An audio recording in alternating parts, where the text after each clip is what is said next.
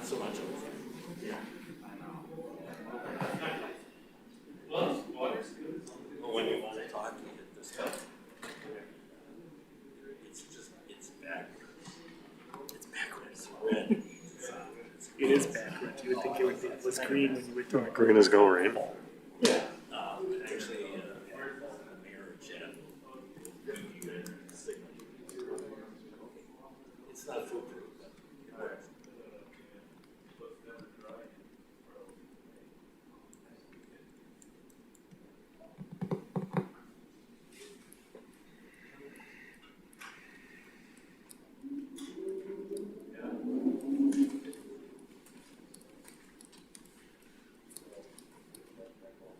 Surprised. Cautious.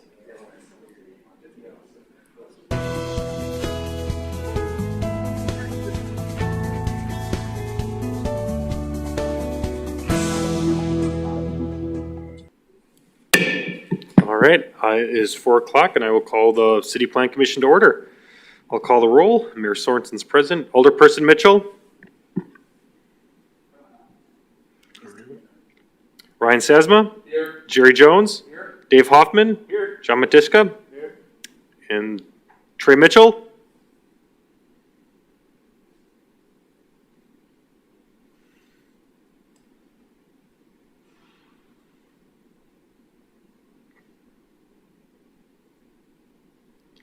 Is he on?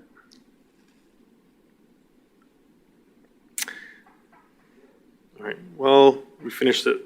Figure that out. For those in attendance, would you please stand for the Pledge of Allegiance? I pledge allegiance to the flag of the United States of America and to the republic for which it stands, one nation, under God, indivisible, with liberty and justice for all. All right, is Trey on?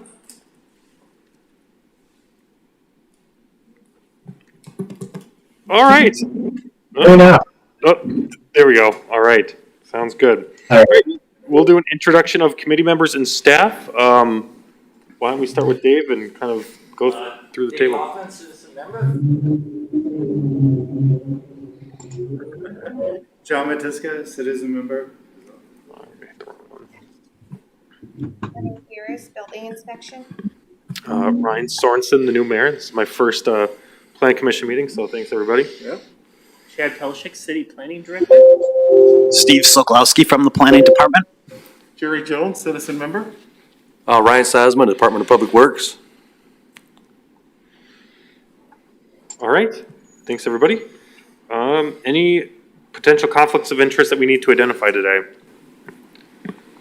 All right, seeing none. Is there a motion to approve the minutes from the April 13th Plan Commission meeting? So moved. Is there a second? Second. All right, there's been a motion and second. Any discussion? Seeing none, all those in favor, please state aye. Aye. Any opposed? Chair votes aye, the minutes are approved. Okay. 3.1, election of vice chair of the Plan Commission. Are there any nominations for vice chair of the Planning Commission? I nominate Jerry Jones. Oh, okay. Jerry, do you accept? Yes. All right. Are there any other nominations? Are there any other nominations? Are there any other nominations? All those in favor of having Jerry Jones as the vice chair of the Plan Commission, please state aye. Aye. Aye. Anyone opposed? Chair votes aye. Congratulations, Jerry. Thank you. Pay raise. All right. 3.1, applications for conditional use with exceptions for James Passmore to install a new mural on the north wall of George Michael's Tavern located at 513 North 8th Street. Steve, you want to give the staff report? Sure, thank you, Mayor. James Passmore is here, and he is the owner of George Michael's, which is located at 513 North 8th Street. And George Michael's has been interested in a public art piece on their north wall of the establishment for some time. There's been some issues in terms of the right mural and costs, and when a local artist stepped forward about her interest in painting a public art piece, George Michael's approached city development to see if there was interest in participating in the project.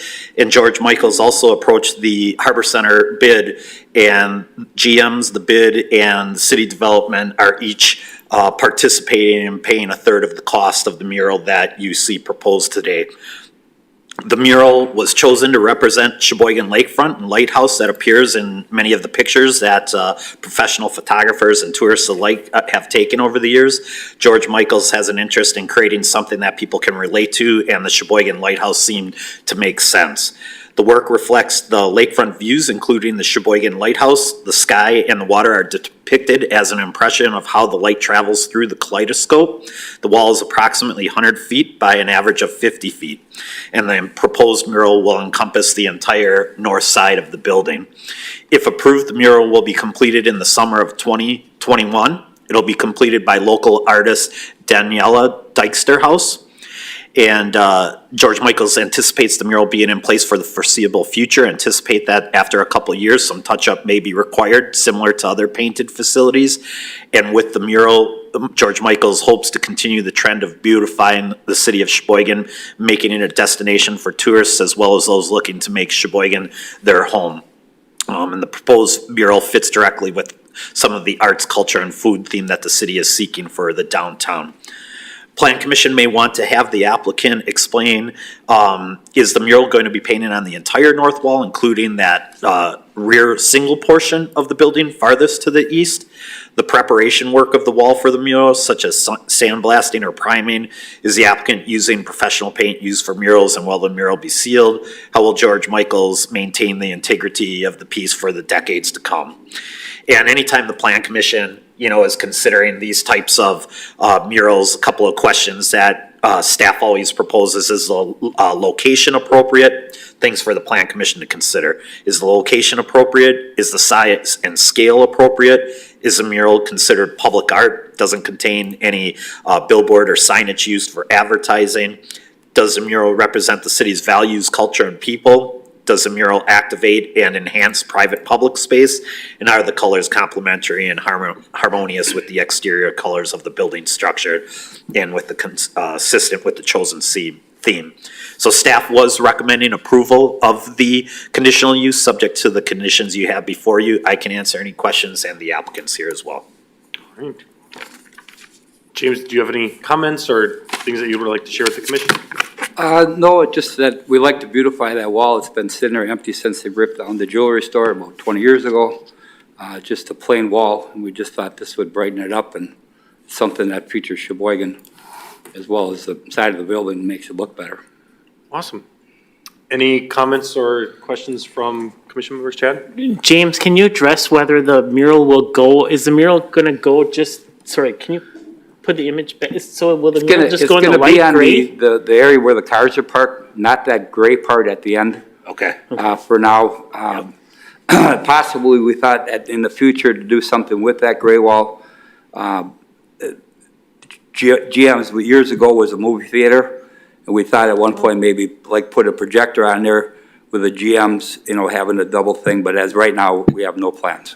Okay. That'll be something for the future. Any other thoughts, comments? Is there a motion to approve? Move to approve, subject to conditions. I'll second it. Motion by Dave, second by Ryan. Any further comments? Seeing none, all those in favor, please state aye. Aye. Anyone opposed? Chair votes aye, that's approved. Thanks, James, appreciate it. Thank you very much. Look forward to it getting done. There you go, guys. All right. Moving right along. 3.3, application for conditional use and sign permit with exemptions from the University of Wisconsin-Green Bay to install new signage at their Sheboygan campus located at 1 University Drive. Staff report? All right, thanks, Mayor. Paul Pinkston from UWGB is here, as well as Jim Tabis from Sheboygan County, and I believe we might have a member of the sign company on the phone. That would be a question. Matt Snyder and Brad Ryder are here from Sign Art Company, which is a Thanks, sign guys. manufacturer on the project. Thanks, guys. So what we're taking a look at is a new 30-foot tall sign at the UW campus. This is a sign that is proposed to be located on the west side of the site, along I-43. It's a 3-sided sign. Obviously, they're taking advantage of the north and south views along I-43, but there's a third, it's V-shaped, so the third side will face the campus through the west parking lot. It's would be replacing a 9-foot tall monument sign. And yeah, maybe some of the views that might be of interest are those ones where it's on I-43. In addition to the height of the sign, which is 30 feet, they are looking to have an electronic message center on 3 sides of that sign in order to enhance the identification, draw entrance to communicate university events and other pertinent messages supporting UW Green Bay system. The planning and design of the new sign was well thought out for its intention and comes with a substantial financial investment. The design creates the appropriate visibility that is aesthetically pleasing and pairs well to the existing buildings on campus. And the V-shaped design, the 3 sides will allow for identification from the north-southbound lanes of I-43 as well as the east side of campus. The size was selected based on the overall size of the campus, intended long-term master plan, and the speed limit on I-43. And this will be a much more efficient, dynamic, and professional presentation at an entry to the city. The north and south facing sides, the overall dimensions are approximately 30 feet tall by 26 feet long, which is about 780 square feet. The electronic message center dimension is 12.5 feet tall by 22 feet wide for approximately 278 square feet. And the top portion of the sign advertising University of Wisconsin with the logo are 90 square feet. The east-facing side has a dimension of 29 feet tall by 12 feet long, so about 348 square feet. The electronic message center dimensions are 6 feet tall by 10 feet wide, 60 square feet, and the top portion is 42 square feet for the University of Wisconsin logo. The applicant submitted several perspectives, providing the Plan Commission with a sense of scale and showing the challenges that UWGB faces to advertise along I-43. Several of these pictures and perspectives show the significant amount of grade issues in this area. The topography is pretty hilly and not just flat. And in order to effectively advertise messages to the public on I-43, UWGB has had to consider the topography, speed, size of letters. And GB believes that if they are to invest a significant amount of resources into such a sign, that the sign and its messages must be clearly seen as you drive by at 70 miles per hour. And based on that research, UWGB believes that the design, size, and scale of the sign fits in well with their campus and is needed in order to effectively and efficiently advertise their messages to the public along I-43. They are asking for one exception, that's to have the 30-foot tall, 3-sided sign at 1,360 square feet. And the Plan Commission may want to have the applicant address just why the sign needs to be so large, the specific messages that might be advertised, and how the applicant believes the sign benefits UWGB and the city of Sheboygan. And staff was recommending approval subject to the conditions you have, and I can answer any questions in the applicant's area. All right. I'm sorry, what was your name again? Paul. Paul, awesome. Thanks for coming. Did you have any additional comments that you'd like to add or share with the commission? Yeah, so, thanks for holding this. The intent of the sign is now that UW Green Bay Sheboygan campus is a 4-year institution, we really want to get that message out to the community. The sign that we replaced is a static sign, not visible unless you're right on the frontage road, right in front of the UW, used to be Sheboygan campus. This sign, being that it's so large, it's simply due because we worked with the DOT, but we could not put a sign on that side due to the restrictions. So the sign has to be a little bigger since it's a farther reach on the east side of the frontage road. The messages that Steve was mentioning all would relate to the campus, to the programs that we have going, the engineering programs that we're going to be pushing at UW Green Bay Sheboygan campus, And it would definitely be an asset to the city of Sheboygan as a message center, and understanding that that campus does exist, that we have, I took the DOT traffic counts, we're averaging about 35,000 cars per day. That's a lot of opportunity. When we first looked at this last July, I had our guys go up about 10 feet above. The bottom of the sign is basically about 9 to 10 feet above the road elevation, so it's not in direct line of sight with traffic. We also factored in the visual triangle for traffic. There's a three-way stop there. It's about 65 feet south of that stop sign.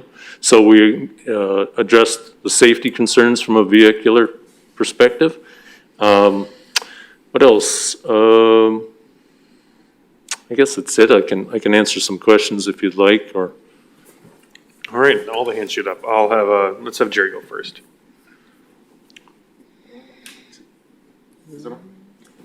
There we go. Thank you, Mayor. Paul, just a quick question for you. With the size and scale of the sign going at 70 miles per hour on the interstate, the letters and the readability, can you give me an idea of what message you can read if I'm traveling south on 40 or north on 43? How much can I actually pick up from the sign? Yeah, and those, when we'll be putting, it won't be, you won't be expected to read a whole bunch of words, right? Mm-hmm. The idea is you're getting a concept and a graphic and an image, and it might say, engineering at this campus or what have you, but it's gonna identify programs that you wouldn't think might be here at this, in the city. It's not something that we want to distract people when they're driving. It's more of getting the awareness of this campus now offers a baccalaureate degree from UW Green Bay at the Sheboygan campus. Okay. So I can't give you specifics. We do the same thing at the main campus at UW Green Bay. We put up digital signs. I put them up about maybe 2 to 4 years ago. It's the same concept. We have one on the highway, and it gets people going and coming from Door County. And it talks about programs, talks about activities. It's just a display board that provides interest as you go past, and provides pertinent data that's up to date versus a static message board. Okay, thank you. Thank you, Mayor. Chad? So I just want to congratulate UWGB because we had these conversations a few months ago and said that, we hear a lot of comments about the Acuity Technology Center, and a lot of people feel that that campus is related to Acuity. Right. And the fact that UWGB is now offering 4-year degrees at this location, the signage is crucial. So we've had this discussion for a while, and I know that this is a big investment, and I want to congratulate UWGB for that, because I think it'll help share the brand, and as well as the opportunity that there's 4-year degrees at this location. Yeah, thank you. Yeah, we've been looking at this since the consolidation of the campuses, and we've looked at these at the other 2 branches as well, but this one definitely has the traffic count and has the opportunity to make an impact in the city and in this region. So I think it'll be a successful sign.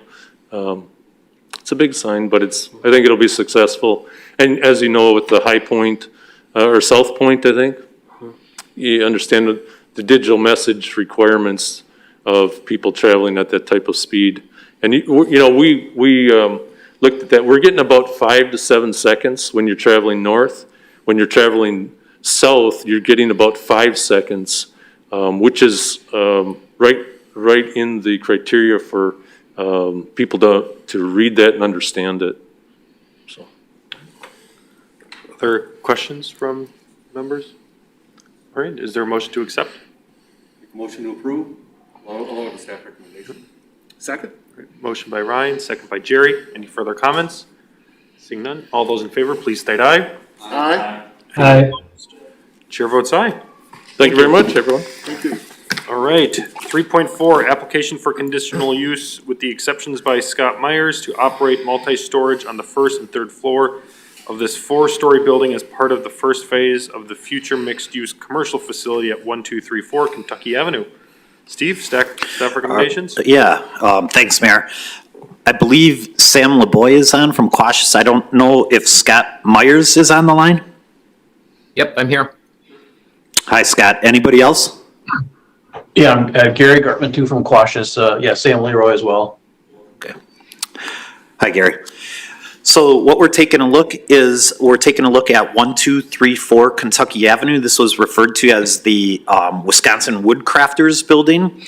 It's a large structure that what Mr. Myers is looking at is to operate mini storage on the first and third floors of this 4-story building as part of a first phase of this future mixed-use commercial facility. The proposed use includes the conversion of the vacant and unfinished interior of the building into multiple workspaces that will be comprised of self-storage, mini storage, small office space, flexible office and conference rooms, conventional office space, virtual office space, maker space, artist studios, and event space. A management office will be located at the southwest corner of the building and may offer potentially a coffee shop to the public in lieu of a private break room. The plan is to build out the self-storage units in the basement and the second floor with a number of offices, co-working, and shared spaces along with conference rooms on the first and third floors. First floor is along Kentucky Avenue. There will be a total of 236 storage units, kind of broke down just some general specs in terms of anywhere from 20 square feet to 2,700 or to 270 square feet to 2,500 square feet. So various sizes they're looking at. Phase 1 of the project will include complete hazardous materials abatement, exterior facade renovations, interior build-out of the ground floor and the second floor as walkable storage units, paving of all the existing gravel drives, and addition of an approved dumpster enclosure on the premises. The reinvestment project will make significant improvements inside and outside of the existing building to eliminate the eyesore. The facility will complement the significant number of apartments that have been constructed in the downtown area, and the reinvestment and use of the facility will continue to revitalize the section of Indiana Avenue and the Kentucky Avenue neighborhood. The exterior will be completely renovated to include removal of all the existing siding, doors, and windows. There's currently a manager for their storage facility, which is located at 1336 Kentucky Avenue. This is the facility you can see from the 14th Street Bridge just to the west a block or two. Scott Myers is the owner of that facility as well. The office will be relocated into the newly renovated office space located on the first floor of 1234 Kentucky, and that this manager will handle the leasing and management of the storage operations.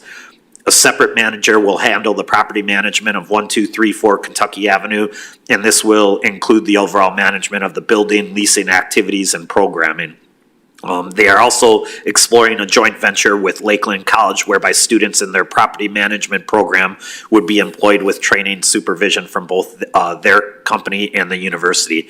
The proposal creates approximately 2 to 3 employees for the self-storage portion of the building. Hours of operation are typical business hours. There will not be any vehicles stored by the owners or management on the site, and the self-storage business does not and will not offer any outdoor storage of vehicles, boats, RVs. Garbage will be handled by 1 to 2 dumpsters located on the north side of the building by the alley and will be locked and surrounded by a dumpster enclosure constructed of approved materials.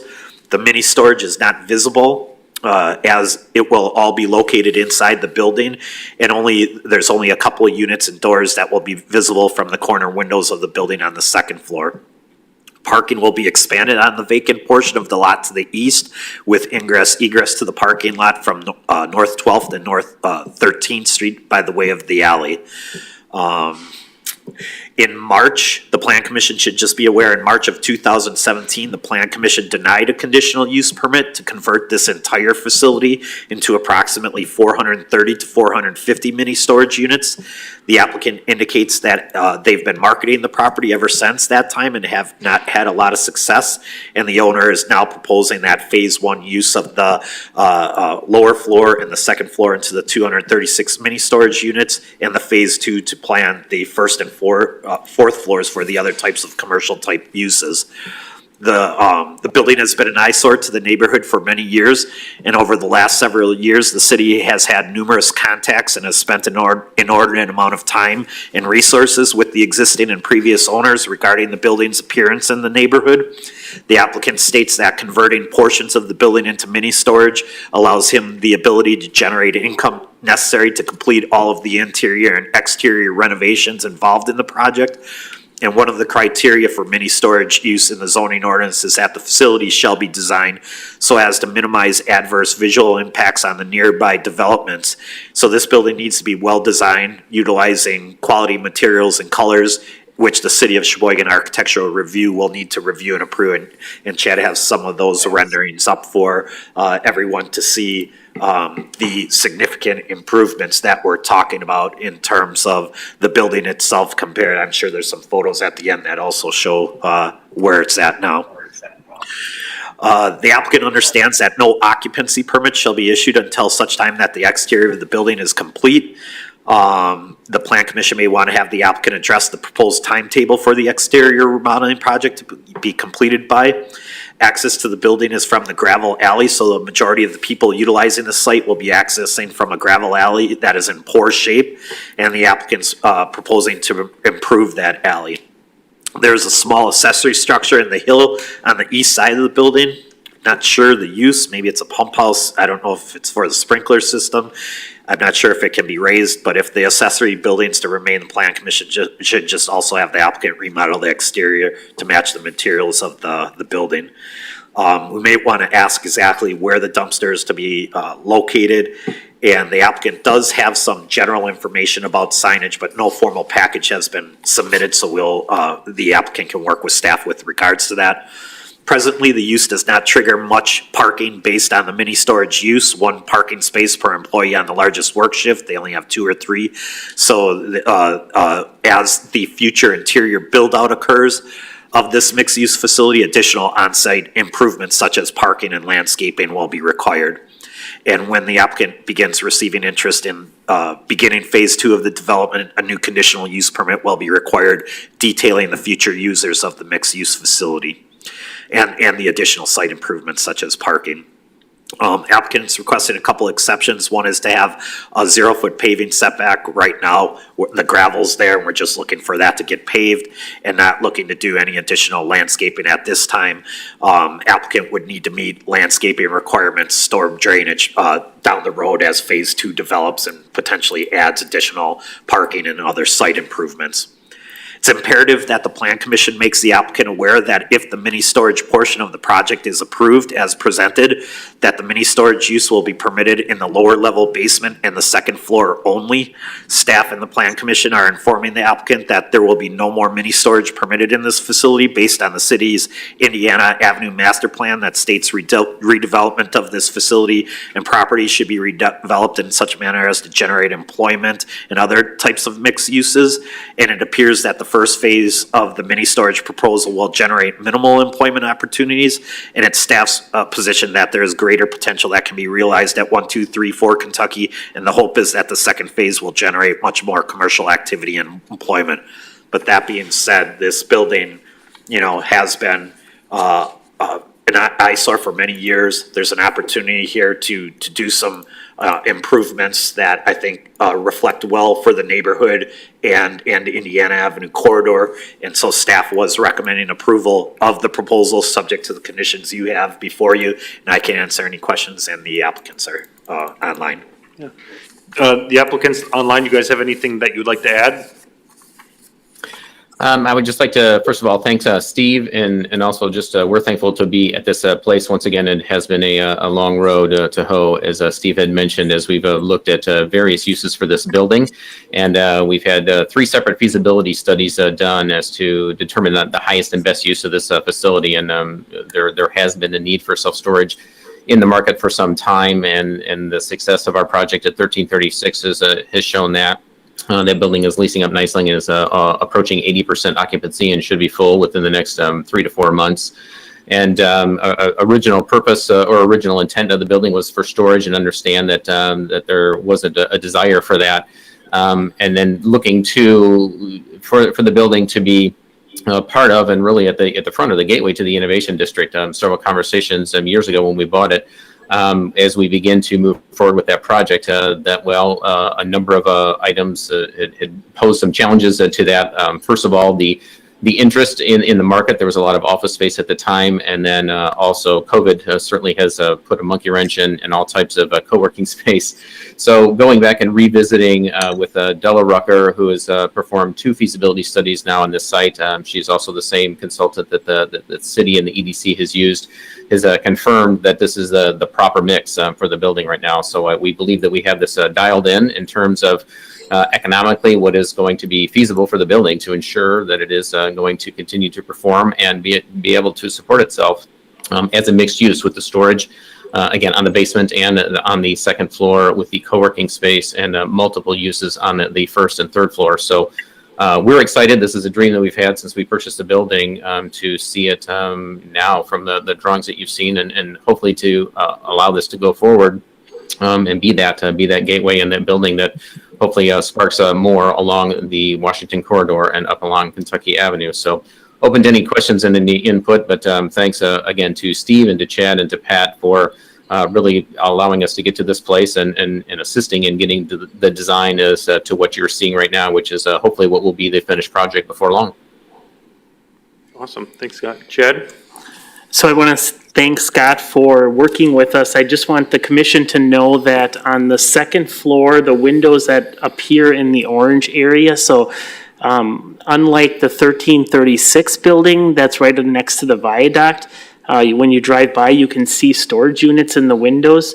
You will not see storage units in these windows. They're going to have a fake wall, or they're going to be set back away from those second floor windows. So you won't see, from the street side, you won't see the storage units that are happening in that floor, in that area, but we felt as staff that it made sense to kind of continue that consistency of windows, even though they're kind of blank windows, if you will. So, Ryan? Yeah, I have a couple questions. One of them is, where is the dumpster going to be located on this site? Good question, Ryan. We've explored a couple of areas, one being right on the alley, but it doesn't seem to make a lot of sense because it's not a very wide alley. So most likely it's going to be tucked around the corner where the doors are, the dock doors are, which would be facing towards the harbor. So Gary, do we have a final determination on as to where we think is going to be the best place for that?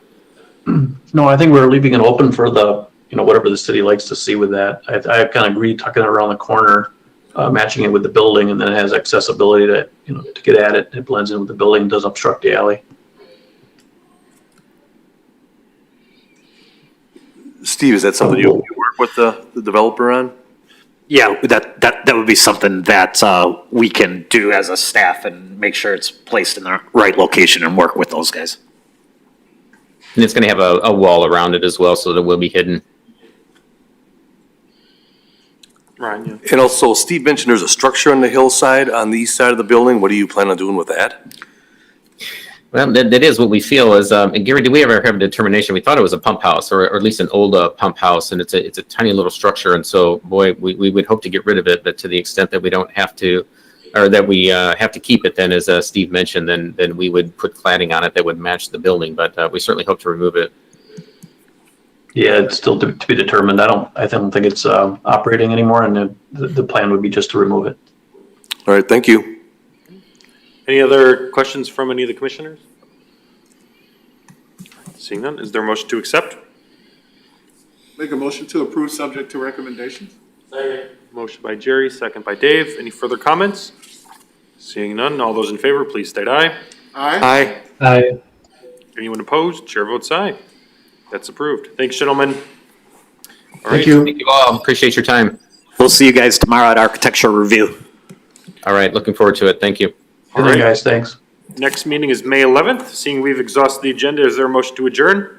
So move. Second? Motion by Jerry, second by Ryan. All those in favor of adjourning, please state aye. Aye. Anyone opposed? Aye. Chair votes aye. We adjourn at 4:33. Thanks, everybody. Thank you. Thank you.